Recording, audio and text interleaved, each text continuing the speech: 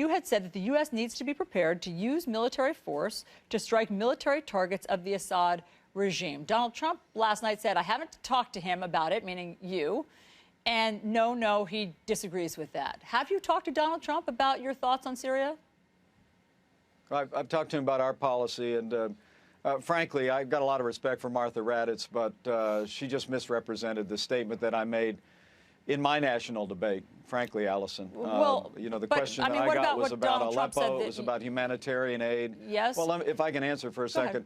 The question I had, and you can check the transcript, so can your viewers, was about the humanitarian crisis in Aleppo and what we ought to do. Donald Trump's position, our position has been that we need to establish safe zones, and you need to be willing to use resources, and including military power, to secure those safe zones, to allow those people, including 100,000 children, to be able to evacuate. Last night, she conflated that and referred to general provocation and involvement by the Russians in the Syrian regime. And you know, Donald Trump's made it clear our policy is safe zones for people suffering in Syria, but also his focus is on destroying ISIS in Syria and not regime change. And I think the way she framed that was to suggest that I had implied we ought to use military power to achieve regime change. I simply never said that. But why do you think Donald Trump said that you haven't ever spoken about it? Well, he said we hadn't spoken specifically about what she said, and the reason for that was because I didn't say that. That isn't the position that I took in my debate, and I understand that. I look forward to catching up with him about it today.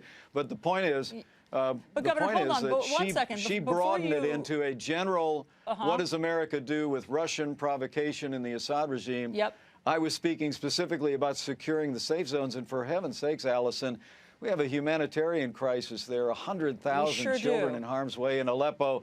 We need to be willing, along with other nations in the region, to create a secure pathway for those people to escape Aleppo before even more violence comes, and to have a safe zone that they can repair to. You have to be willing to deploy resources, including militarily, to make that happen. And Donald Trump and I strongly support the establishment and securing of safe zones. And Governor, just because you have said to go back to the transcript, which I do have right here, let me just play for everyone so that they know what the original question was in your debate and then what your original response was. Listen to this.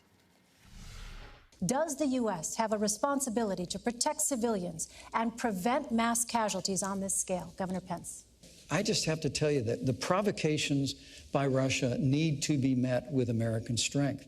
And if Russia chooses to be involved and continue, I should say, to be involved in this barbaric attack on civilians in Aleppo, the United States of America should be prepared to use military force to strike military targets of the Assad regime, to prevent them from this humanitarian crisis that is taking place in Aleppo.